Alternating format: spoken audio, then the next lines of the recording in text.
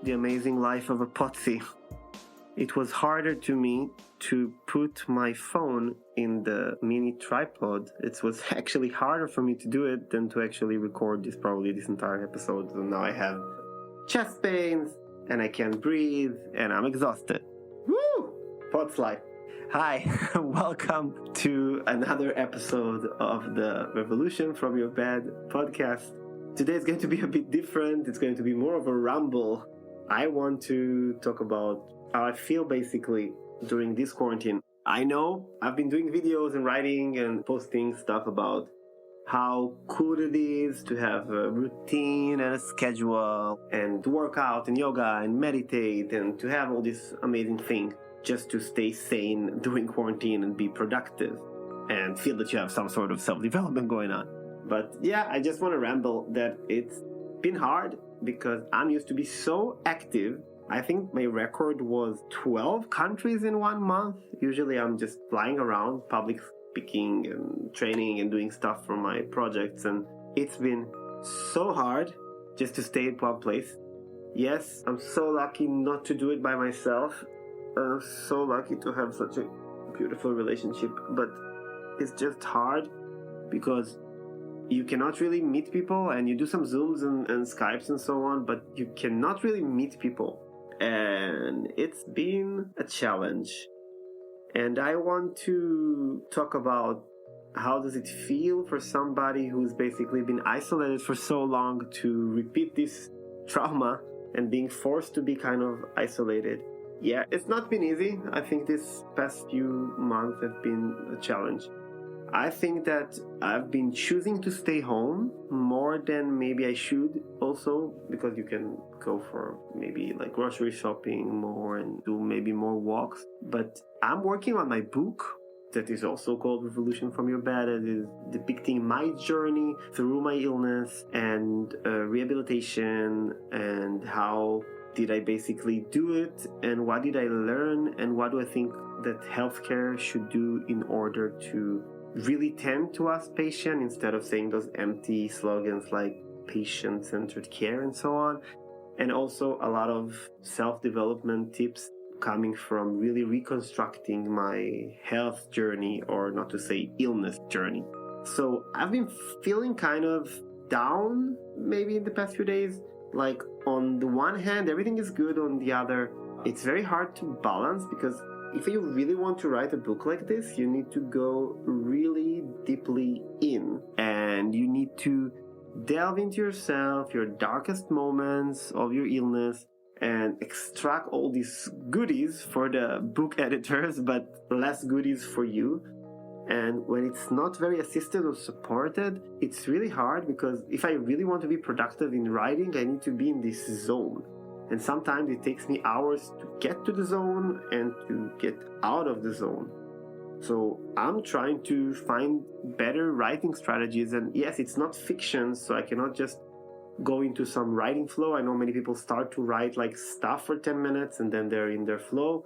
And I would love to hear if you have any comments down below or email if you're a podcast listener. But I don't know, I just feel that there's always a toll. Like, if I want to be happy and completely active, so I'm maybe less effective in some of the aspects of my project.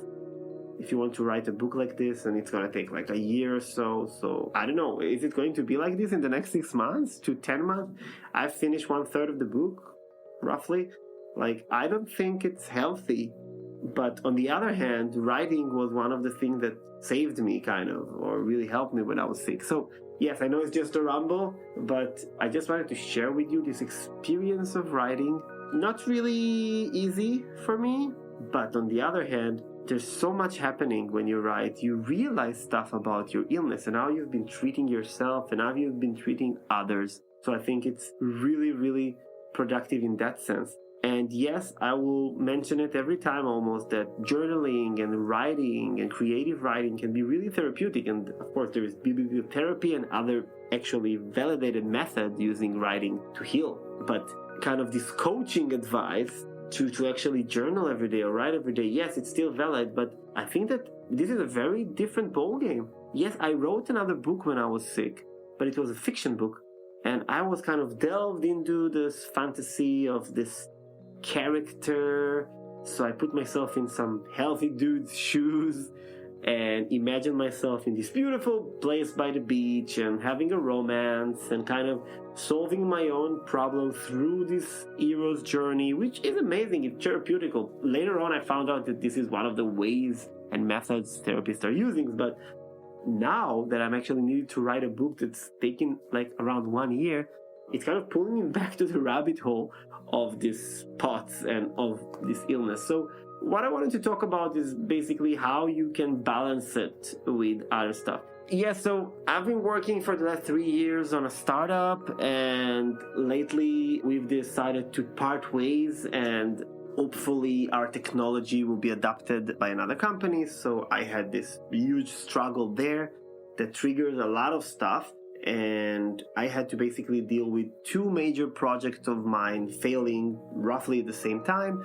Both of them are multiple years of work, and both of them were very promising, on the verge of being acquired by another stakeholders. And then due to, let's call it relationship management, which is everything in any project, it didn't work. And I think that I was on the verge of actually getting sick again. I felt it in my bones. I felt it in my body that the stress levels are so high for my POTS, the blood pressure, the pulse, the chest pain, that if I'm going on like this for a few more weeks, I might go back doing this unremission stuff and going back to my bed, which was probably my greatest fear. And I had this promise to myself, never to go back to bed again. And then, of course, it happened again a few years ago. So you cannot promise yourself something you cannot withstand in a chronic illness. But what you can promise yourself is to give everything that you can to your body, nourish it, love it, treat it as a temple. So what am I doing right now? After all this craziness began, and I was lucky to have an amazing partner to really help me through this crazy phase, I've decided that I'm not giving enough to myself. And even though I'm giving a lot of advices about it, I was doing a lot of external kind of sourcing of myself to those projects and to other projects. And I've decided that I need to go back in.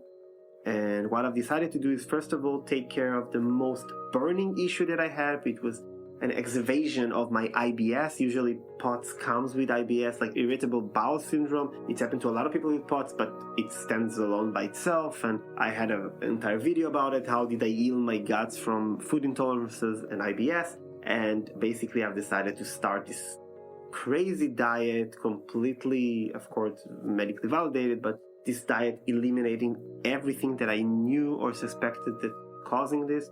So in the course of 2 months, I've basically decided to regain my health and start in the most burning issues, because you cannot live with stomach pain and be afraid to leave your home because of it all the time. And when I've decided to do it, I've decided to look back in and see, what do I want to do for years? Like, I've always said I'm going to have a YouTube channel, and I had videos here and there, but no, you're too busy being an entrepreneur. So yes, I've started this YouTube channel, a place to express myself. I've started this podcast, a place to express myself. I started to write more in terms of blogging and so on. And there are a few posts, but more is coming. And then I delve deep inside, and I've decided that I need to stop being unauthentic in my entrepreneurship, because I did a lot of stuff that are almost there, helping people, fixing healthcare, helping patients, but it's not exactly what I need and want to do. Usually you're dragged into these pivoting modes that you need to adjust yourself for investors or for the market or whatever, and say, F it, I need to do something for us patients. So I'm launching the Patient School, which is going to be a place that patients will come online and learn everything they need to know about managing their health journey and their illness, and how to get better, and how to deal with their doctors and family members and friends, and how to engage in wellness, and everything you need to know to manage your basically health, or not to say sick, journey. And I've decided to start this book, which I think is super important to put. Finally, I had a lot of interviews, even for, I'm working on a movie script with a friend, and she's the director, and she, like, for 3 whole days, we sat in her kitchen, ate an amazing vegan food. Thank you, Sandra, my dear. And basically she interviewed me, and we go like so deep into my illness journey. And I figure out so many things about traumas and vulnerabilities and self-canceling and pleasing other people, So I realized it's all out there. And I had so many other interviews. I had an amazing interview with an amazing reporter called Theo from the Cyprus Mail. It's a newspaper written in English, issuing every week in Cyprus. And they did a story about me, and it was like a 2 hours interview. And again, every time somebody interviewed me, I said, oh my God, somebody has to write this story. It can be a great book. But I never did it because, again, external sourcing of me to let life control me and be proactive and not active. And I've decided to stop it. I said, we're quarantined anyway. It's coming and going. I have an amazing apartment, amazing partner. I have all the settings that I need, and I feel better. I was about to feel much worse, but I feel better now. It's cold here, it's drier. One of the reasons I moved to Europe is because my doctor begged me to do so, to go to a drier, colder place, because us Potsis, we cannot stand the heat. I'm coming from Israel. What an amazing, beautiful, lovely place, but it might get too hot and too humid for me. Sometimes I feel amazing in Vienna. I fly back to Israel for a talk or visiting my family, and then I just open the gate of the plane, or like, oh my God, and then you feel like you're back in bed, and you kind of lose 40 IQ points in the same second that you experience this heat, and you feel like you want to faint all the time, and it's just terrible.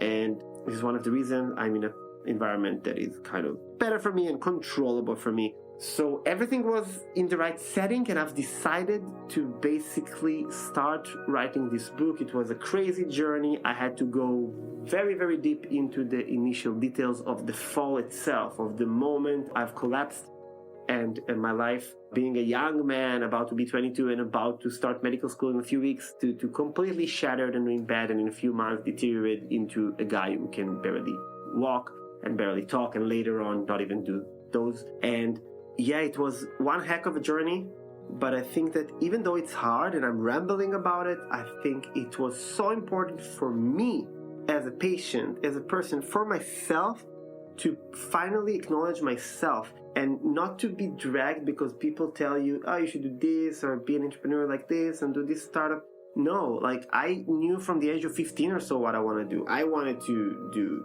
medical stuff and to have medical knowledge that if I encounter somebody in need, I can help. I wanted to empower people. I wanted to talk to people. I wanted to use media to talk to people. I wanted to have knowledge about the human body and biology and to write a book. I knew exactly what I wanted to do, but it took me decades to get to the same point that, yes, I have a very advanced emergency medical training and I can really help people in need. And I studied biology in university and a lot of human biology, and I have all this knowledge, and I did a lot of startups and work in this field. But eventually the thing is coming back again, lecturing to people, talking to people, training people, writing books. And it's all come back to me again. It's just amazing to know when you have the answers inside, you really know what you want to do when you're happy. Because when I was 15, 16, I was in the best years of my life. I think like back then I was really happy and content because I was so active, volunteering in multiple places, and I worked in a radio station, and I founded the radio station for my school, and I was a member of the student body, and I founded this kind of environmental committee and social involvement, and I was a Red Cross volunteer and Boy Scout volunteer and training here, and like I did a lot of stuff, and eventually I knew it all. So now that I'm not in this high point again, that I'm flying every 2 seconds, that I'm doing all these projects and stuff have been ceased for a minute, it was a good time for me to come and think, what do I want to do? And I've decided that I invest time in my patient community that I founded, the Israeli Society of Dysautonomia, Patient Society of Dysautonomia. I want to relaunch Project Heart, which is an amazing online project to empower underprivileged youth by teaching them to be first aid instructors, and then they go on back to their communities and teach first aid. So this is a cool project that is available online, and the training is for free, and the kits are for free, and we need help. So if somebody wants to help us, please comment, ping me or whatever. And I want to stop all these gigs that I was doing and just focus on me, my own brand, bringing my voice so I can help patients, so I can empower people, that I'm going to use it for both sides. For one hand, I can empower people using my own journey and my own crazy story. And on the other hand, I can focus my attention on being a professional patient in residence, this kind of profession I invented alongside with my peers in the Ludwig Boltzmann Institute, in which I served as the first patient in residence. So to help other health organization to bring the patient's voice into action, but to put everything that I do basically in the patient school and in my own brand, Revolution from Your Bed, Roy Sterni. So it took me so long, and only after struggling with this book and struggling with this quarantine, I've came to the own conclusion, and I must say that the first round of quarantine was actually nice. I was actually having fun because, it was nice being in bed all day. Not so much if you feel unwell, but when you feel well, I can eat whatever I want, I can game, I can read. I didn't watch almost any Netflix or so on because I really wanted to control it. So I did educational, self-empowerment, yoga, meditation, and I was feeling so good that I thought, hey, second quarantine is going to be great. And of course, it's amazing to spend time with your loved one and to write and to create content. But it was a great challenge. But I'm so blessed for this challenge, like I am for my illness, because I actually know exactly what I want to do. And I'm so happy that I've been struggling with this writing and I've been struggling with quarantine, because now I know exactly what I'm doing. I was even stuck with the patient school, and then I called a friend, Emina. She's like a really amazing friend from Istanbul. I have a lot of friends in Istanbul, Turkey, and she's a doctor, and she's also an entrepreneur. We're in the same Kinonet alumni. Kinonet is an international entrepreneur network that basically just help each other to change the world for the better. And we just talked about it, and she told me, like, what do you need? And I'm like, I want you to be my co-founder and chief doctor, because I'm the founder and chief patient, and I want to bring the side of the doctor to this, because I also want the patient school to teach doctors how to treat us. And she said, yes, I'm in, because everything you do, I want to do with you. And because she's a great friend, and that's it. It was so simple. But like, she was on my mind from day one, but I didn't pick up the phone, because this procrastination, when you're stuck in quarantine, in this loop, you're always at home doing the same thing, same routine, and you have those ideas already, and you want to write this blog, and you want to create this YouTube, and you want to do this online course, and you want to meditate, and you want to do yoga, and you want to exercise. I'm talking about you guys. And that you don't do it, even though you know exactly what you need to do. So my answer is just order and structure and routine. So I have a schedule that I planned for quarantine. I'm going to share an entire video about it, but basically we get up in the morning, yoga, meditation, breakfast, and then working time, again, cooking time, lunch time and lunch break, watching something relaxing, and then 3 more hours of work, and then dinner. Then you have to work out because you're going to get crazy in quarantine.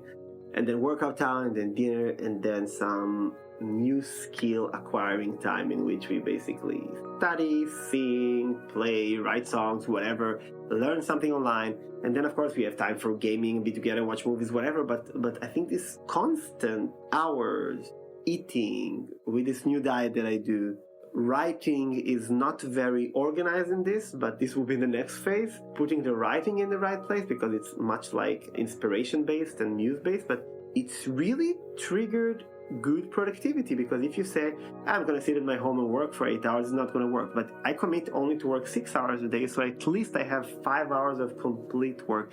I've tried writing on demand, but it was very hard. I would come back from my daily walk, which I have to do because otherwise in 2-3 weeks I'm potsy again. POTS people have exercise intolerance, but on the other hand, they have to exercise to stay healthy. So this balance, constant balance you have to do. So I used to come back from walk completely exhausted and try to write for 20 minutes. But sometimes, you have like 500 words or 300 words, and sometimes nothing comes out. So I'm trying to be more muse-based, because I can go on a train for 8 hours and write an entire chapter, and sit at home for a week and write nothing. So this is the next phase. So I'm doing better. Meditation changed my life. Yoga changed my life. Eating healthy according to my body needs and fits. Fixing my gut. Fixing my sleep. I'm going to talk about it in a different video podcast. Fixing my sleep. Working on the relationship. You have to constantly work. It's not for granted. You spend so much time and effort to meet somebody, and then you just lay there. Like we say in Hebrew, lay on the roses petals. So no,